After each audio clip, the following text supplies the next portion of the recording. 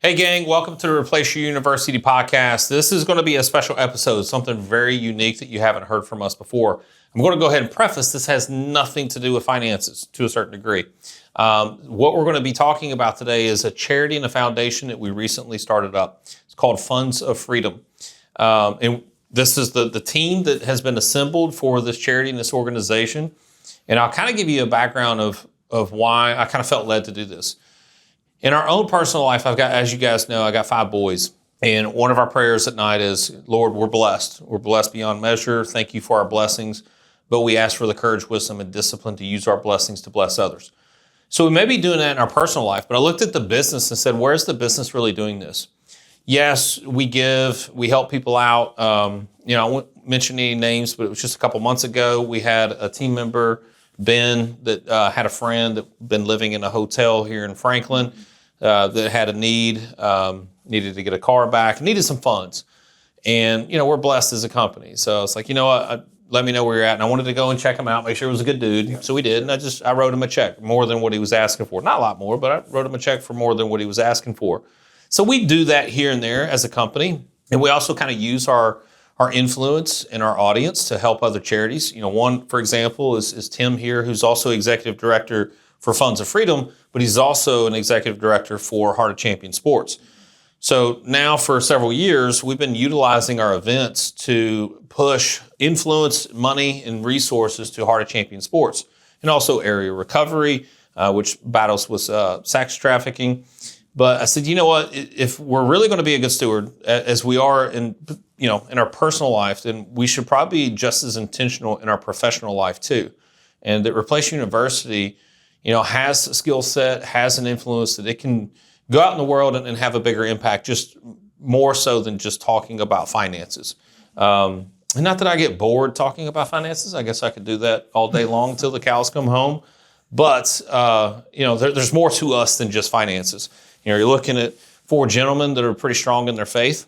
You were a youth pastor? I was a youth pastor missionary. And a missions pastor and ran sports programs out of the church for like 30 years. Yeah.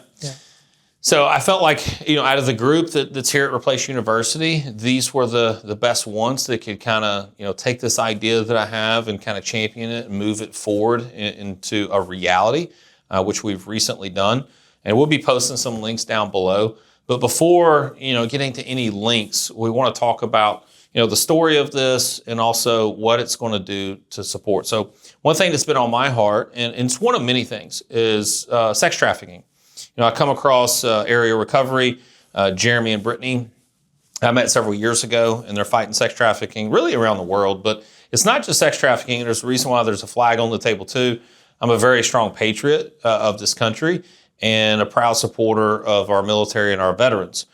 And that's one of the things that Area Recovery does. They have a program called Heal the Heroes. So I wouldn't say exclusively, but one of their focuses is special operators and this suicide rate amongst special operators. So they bring them in, heal them, and also show them that there's still a purpose for their skill set in this world. And one being humanitarian aid and sex trafficking.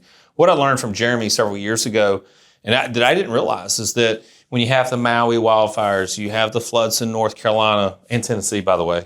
And people don't realize that. We got flooded too. I'm trying to think of some other natural disasters, earthquakes, Ukraine, the war in Ukraine. When you have these either natural disasters, Haiti would be another one, response for humanitarian aid, that is a hotbed for sex trafficking.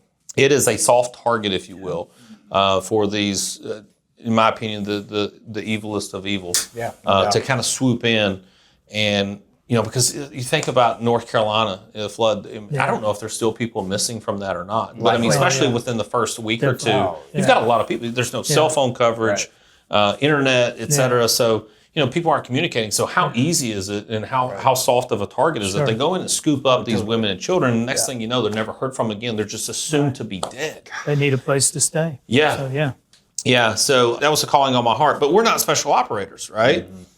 And they are. So kudos to them. We're not the tip of the spear, but we just like them, we feel like we also have a skill set and that we could jump into that segment of what's needed in this world and provide our skill set and really kind of pick up where they're leaving off. Like, what does their economy look like? What does the housing look like? You know, what are their job opportunities? You know, maybe building skills and so forth. And that way they're not, you know, because I know you dive in this in a different way, but they can sometimes gravitate back into that life. Yeah, often the girls, I've done several rescues, and often the girls will be multiple times before they finally stick, and many of them don't ever stick. But there are ones that do, that get their whole life rebuilt because they're in a long-term program to help figure out how to, you know, run their finances, have a viable skill, et cetera, to push their life down the way. Yeah. So yeah, it's a great opportunity. Yeah. So it's not just that. The reason why we named it Funds of Freedom is we honestly didn't want to be pigeonholed, because there's a lot of good in the world that's going, you know, out there, and there's a lot of good foundations too. And so, not to just be exclusive to sex trafficking, even though that's near and dear to our heart, but we wanted to be a resource where we could, you know, provide housing, maybe pay off homes for those in need. You know, that's something that I've been talking about for several years. Is it would be nice to just find a deserving family that's struggling and, you know, pay off their home, just stroke a check to pay off their home. So we don't want to pigeonhole ourselves to just sex trafficking, because I think there's a lot of good in this world that we could do with these resources. But the other reason is, if you go to, what's the website? Fundsofreedom.com. No, not our website. It's where you research charities to see how much that you're giving is actually going to those in need. Oh, yeah. And now the name is escaping me. I could look it up. I really wish you had AI on your phone so you could look for this stuff. But anyways, there's a website you can go to where you can, it provides analytics. And I won't name the charities because at least they're doing something. But, you know, there's several charities that for every dollar that they get in donations, 5, sometimes 10% is all that's going to the family or person in need. That's where we want it to be different. And me personally, I don't get a single dime for this. So if I were to travel for this, then maybe I get reimbursed for my travel, but I'm not going to earn a salary. I am not going to be overhead for this foundation. Now, people that work for the foundation need to be able to earn a living and support their families as well. But we want this to be very top light, you know, not top heavy, where, you know, the bulk of the overhead, these executives are making millions of dollars running these organizations. And quite frankly, you know, as you know, I'm in the finance world, and I've got consultants, and I've heard it a few times actually, where if you start an organization, a charity, and a foundation, you can get rich.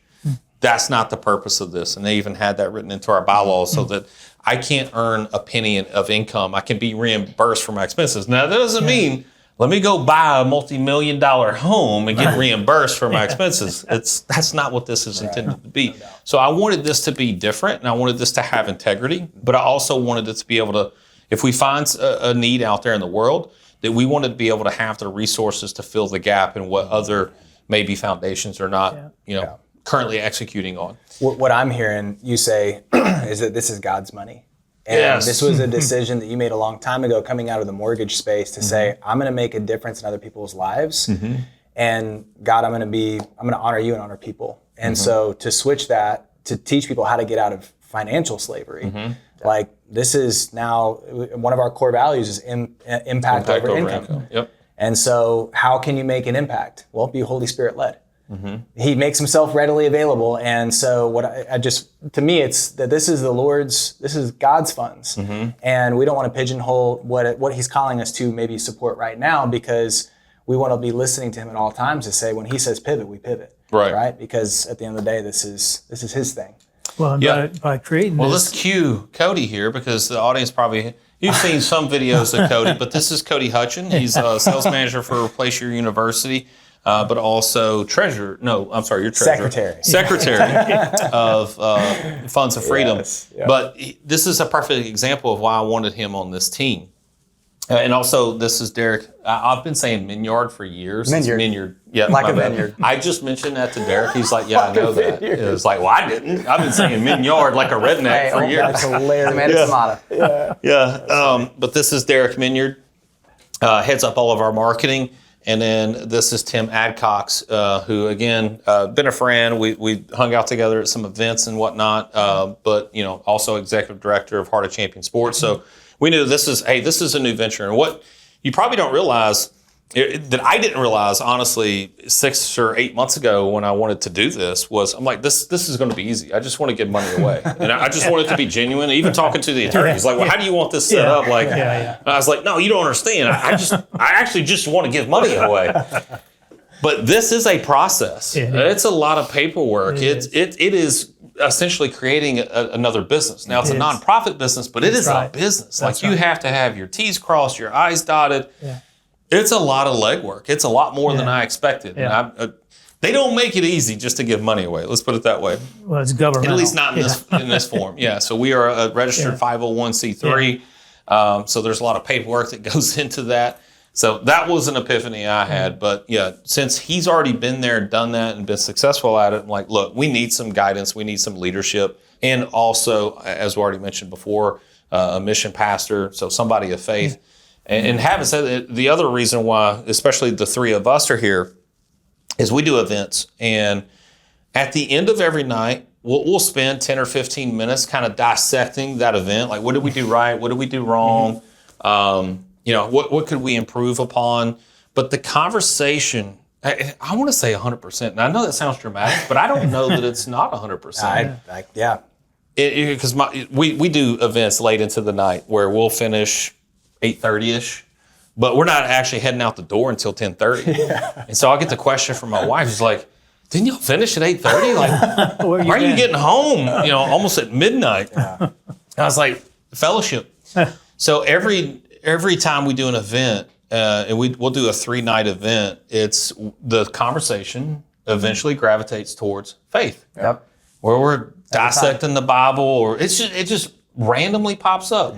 Whether it's the random stuff that comes off the top of my head when I'm talking about giants or flat earth or something like that, it leads us towards the Bible. And then we essentially end up having an hour to hour and a half long conversation about faith.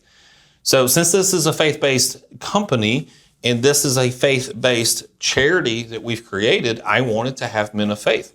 I'm proud to also say that I think the overwhelming majority of the people that work for this company are faith-based as well.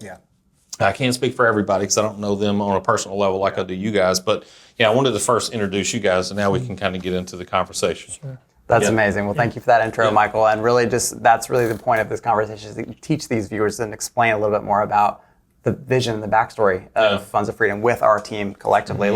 I would like to start too, just why specifically this particular mission? Where did you feel and when did you feel that God began to put that focus of sex trafficking front and center for you? I think as a man, my dad modeled this in my life, and I personally believe this. We always, just like me and my boys, I don't hope that my boys are as good as me. I hope that they take what little bit I have been able to model for them and infinitely get better at it, right? And I think my dad would say the same thing. But, one of the things that my dad modeled in my life was 2 things: provider, protector, and sometimes vicious protector, right? But he was a provider and a protector. And I look at, especially when it comes to kids, I mean, again, I consider myself a Christian, but if I were to personally witness somebody harming a kid, I would be lying if I said my first intuition would not be to resort to violence. I've got 5 boys. They're all young boys. I think they're innocent. You're stealing their youth. You're potentially crippling them for the rest of their life. And that's God's prized possession. Absolutely. And then you also look at women too. And that you've got men out there that are preying on, people that can't defend themselves adequately. And it's like, I've, even as a little kid, I remember, and this kind of sum it up. I like to talk in stories, as you know. I remember in my neighborhood, I'm riding my bike down the road and I hit another road in Fairview, Tennessee. And there was these other kids that weren't popular, didn't have a whole lot of resources. You could just tell. It's not that they said it like, hey, we're poor. But you could just tell, right? And quite frankly, we were too. We just didn't know it. And it was Scotty. I remember it was Scotty. And then there was 4 or 5 other guys that I knew that were somewhat in the neighborhood. picking on him. Yeah. Would pick him up and throw him in the ditch and stuff and laugh at him. And I was probably 11, 12 years old. And it just didn't even think about it. Later on, I thought about it. I'm like, I should have got my butt tore up. But I hopped off my bike, and actually the biggest guy, Zeke, smacked him in the face. And, somebody that we play football in the backyard and stuff. Sometimes I'd rough up Scotty too, but it was just something in me. It's like, I saw that, and I was just like, no. Yeah. And I've kind of prided myself on being the bully to bullies. Mm-hmm. And I just saw bullies in action, and I don't know. That's just my fiber, I guess. Mm-hmm. I've always taken up for, I had a little buddy, Chris Beasley, who was my best friend for, I guess, all the way up until high school. He ended up going to a different high school. He was always smaller than everybody else, always stuck up for him. Yep. So anyways, I still have that in me. Yeah. That the people that can't really protect themselves adequately, I just feel like I need to be helping them in some way. God just forged it into you from an early age. Right. He made you a tall, strong basketball player as well. Well, sheepdog mentality. That's right. Protecting the sheep. I remember when you first kind of shared this vision with myself, with Cody, with Tim. Yeah. I would say each of us seemingly very quickly resonated back with that mission. I'm like, oh yeah, fighting this cause, absolutely, we're in support. We love this. And so, Cody, how would you say that I saw in you immediately resonated with let's fight against sex trafficking too? What particularly about that resonated with you? Everything that Michael said, for sure. I mean, I'm sitting here in my blood, I can feel it like pulsing, just the anger. There's nothing wrong with being angry. There's actually nothing wrong with being violent. Jesus is going to come back and a sword's going to come out of his mouth. Like, he's coming back to take names. It's how we apply that. I think for me in particular, the deeper piece that resonated too is like these demonic forces. I'm gonna call it for what it is. It's not, we don't fight flesh and blood. We fight spiritual battles, right? And so these demonic forces that come and prey not just on the innocent, but in a very below the belt way. After these natural disasters happen, I had never thought about this before when you were talking about it this time. One of the biblical definition of the Prince of Peace. So Jesus is called the Prince of Peace. The biblical meaning of that, of peace, is bringing order to chaos. Mm-hmm. There was chaos. We sinned. We disrupted the circuit, and Jesus came back and created that circuit whole again, so that we could have a reconciled relationship with the Father. Mm-hmm. It's crazy. The opposite is also true, though. The enemy thrives in chaos. So in chaotic environments, in chaotic situations, he thrives. He thrives in the lack of order. Mm-hmm. And so when these natural disasters hit, what a breeding ground it is for his demonic demons, his army, to thrive and to wreak absolute, just drive that knife in and just twist it, throw salt in there, and just, and so this is an area that this takes a deliberate, intentional effort to create organizations that can go in there and fight and protect. And so I think for me, that's just kind of what comes out as like, I resonate with Michael of like that sheepdog. I've always called myself a sheepdog. I'm a nice guy, but when there's time for conflict, I don't back down from it. Mm-hmm. And so this is an area where conflict is needed because the enemy has encamped himself on the Lord's territory. Yep. And there needs to be a protection and a taking back.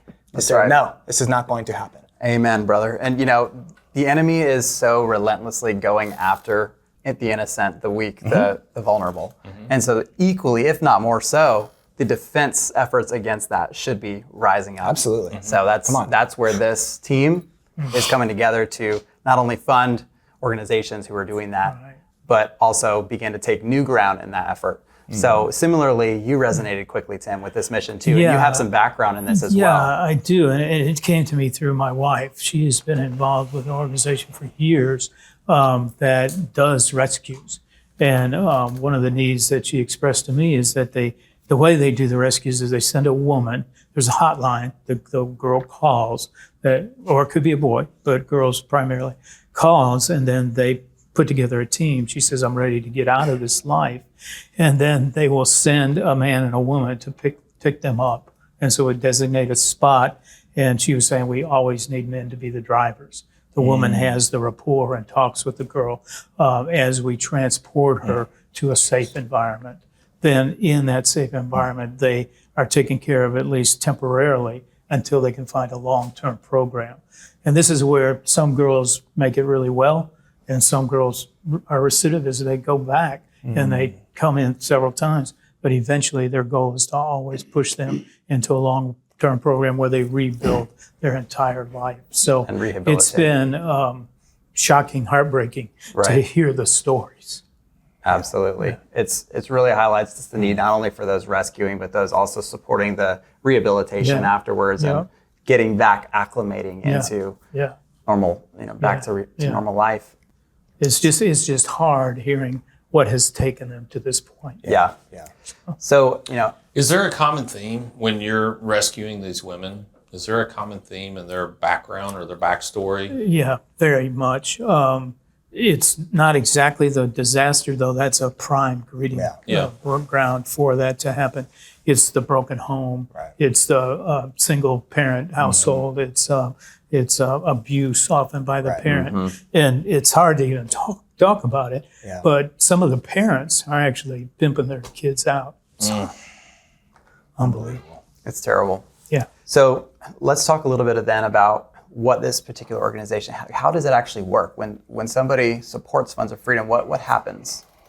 Yeah, well, one, we may actually use that funds towards another charity that we feel like in that moment in time that they're doing a better service than we are. Yeah. So we could redirect those funds. Like I said, we want to kind of pick up where some of these other charities are doing a really good job. You and I have talked extensively about the one that your wife's affiliated with, and as far as the housing, you know, that charity kind of split up and that the housing needs are there. Yeah. So we want to be able to fill that need and provide housing for them. Yeah. If there's protection of any sort, then we want to be able to facilitate that as well. Maybe not us personally. Are you going to sign up for that? If you have to, right? Yeah, whatever's needed. But wherever we can fill the gaps and research the inefficiencies of what other charities are not doing. Maybe they're doing one thing really well that maybe we also have a skill set that we could fill in where they're not doing well, and we want to be able to fill that need. Yeah. The other thing is, we're athletes up here. Former athletes, I should say. Emphasis on the former for me. Decades removed. It's okay. Actually, this past weekend, it was my nephew's birthday party. It was 6 teenagers. They're out there playing basketball, and I'm like, I couldn't help myself. And I was wearing flip-flops. Nice. Yeah, so I go out there. How'd you feel the next day? I could barely walk. Did you hurt yourself? I bruised my heel, and I could barely walk. But anyways. Heart of Champion Sports, because that's kind of how we first connected too. Yeah, I was an athlete. I was introduced to church. Mm-hmm. I don't know that I would really call it faith, but I was introduced to church. Yeah. And my family, when I say my family, my mom and dad, and my brother, we didn't go to church. Mm-hmm. But I did for whatever reason. Yeah. I think it's probably divine intervention, but I chose to go to church, start going to church at 14. Was saved at 15. I was baptized, but in my opinion, I wasn't really saved until I had a relationship. But nonetheless, I kind of look at my path in high school and also especially my path in college, how I acted off the court, how I interacted with other people, and quite frankly, I have a lot of regret and guilt. How if I got pulled off the court, I was quick to kick the chair, maybe even throw a chair, like Bobby Knight. Bobby Knight. Yeah. That's where you learned it. Yeah. How dare you take me off the court? I wasn't tired. And anyways, just a bad attitude. But I kind of look at that and, since I deal with that regret, I look at, if I go to a high school game or whatnot, it's like I just want to be able to just grab them and talk to them. And you see yourself out there at some level. Yeah, I do. In their behavior. And that's clearly what we try and do is train to use the sports platform to teach them about life, teach them about character, and most importantly, teach them about faith. Because it's something they care about, something they love, or they wouldn't be doing it. Right. And then we have an avenue into their heart because that's what they love. Right. So we can use that to help them grow as a person. Well, not to mention too, now with collegiate sports, with all the money that's involved, and it wasn't like that growing up. Yes. And it's like, and even with Funds of Freedom, it's like I think about the foundation of this, and there's nothing wrong with money. Money is resource. It is money is not the root of all evil. It's the love of money that is the root of all evil.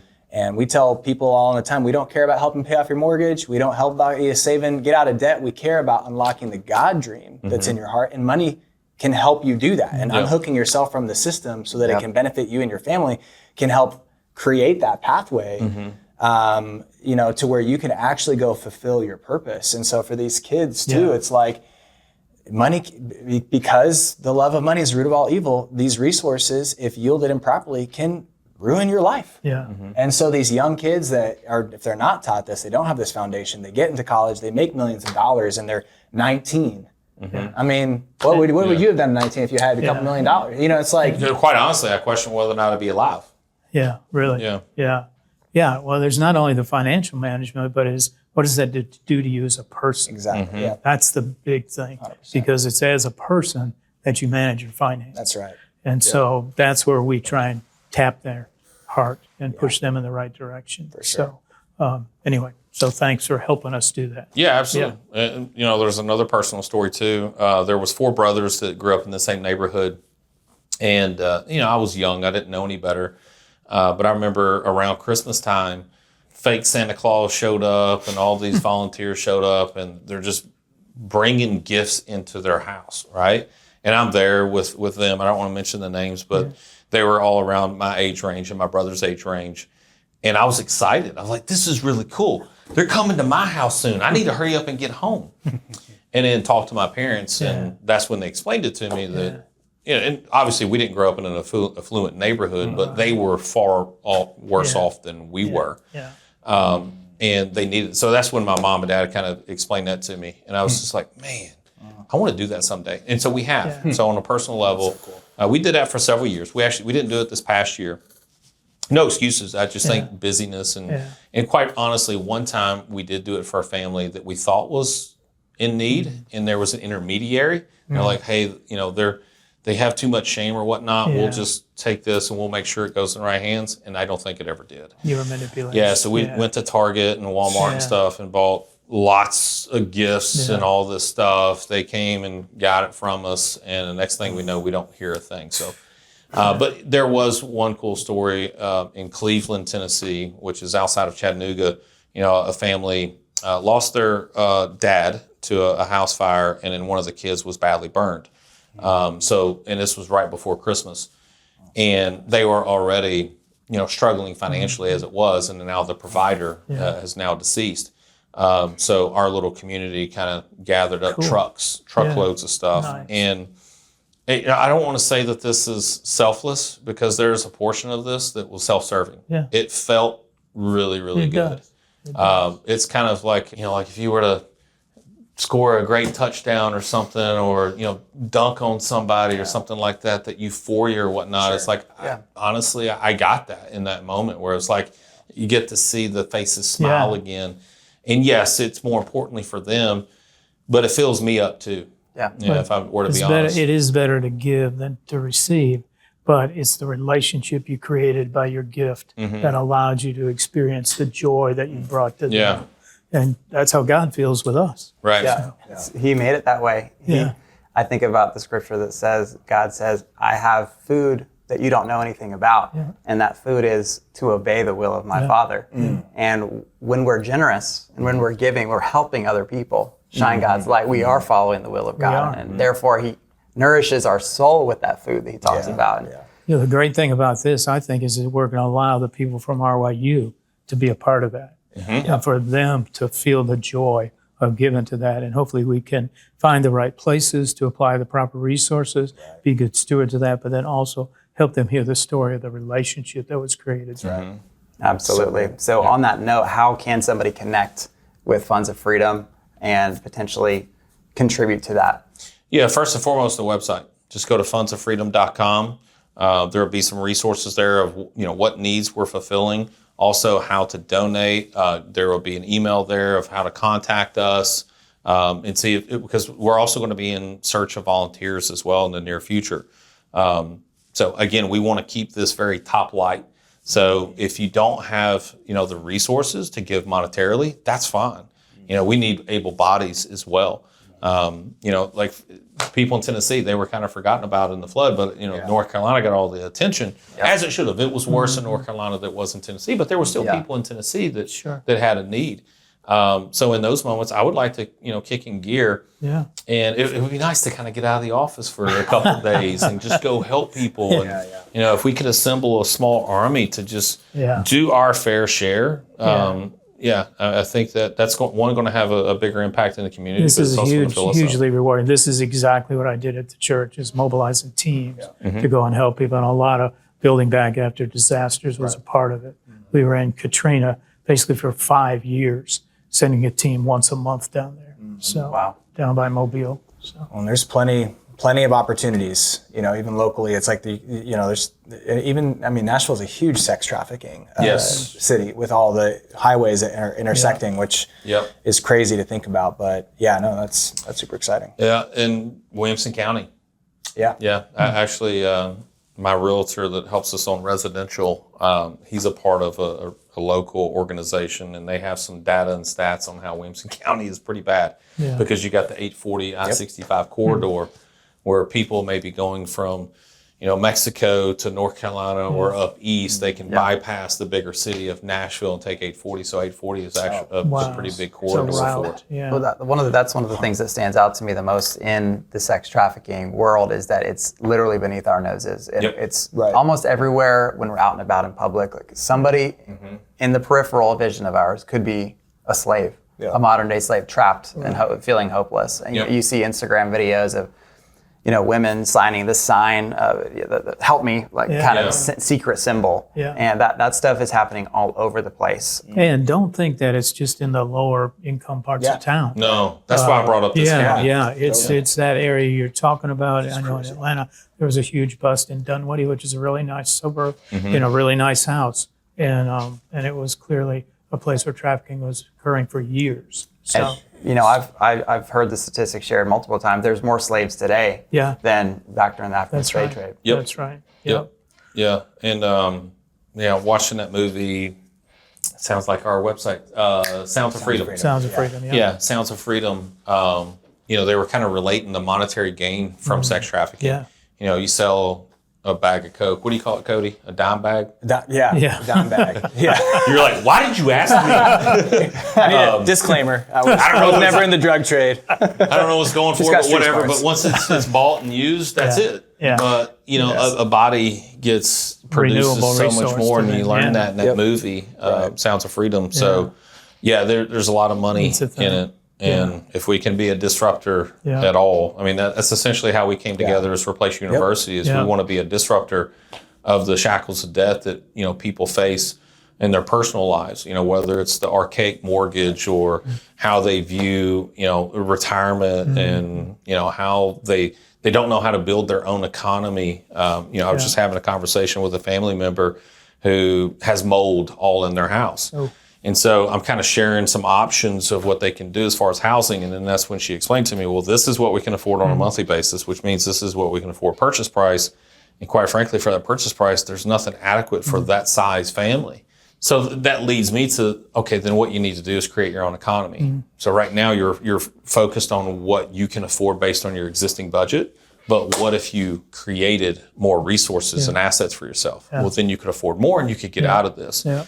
So the way Michael and I first met is we're part of RYU. It was RYM at that point. Right. And we go down in another few days to one of the houses that we have bought through this program that you've designed down in Cape Coral, Florida. So thank you for that. Oh, you're welcome. Yeah. Absolutely.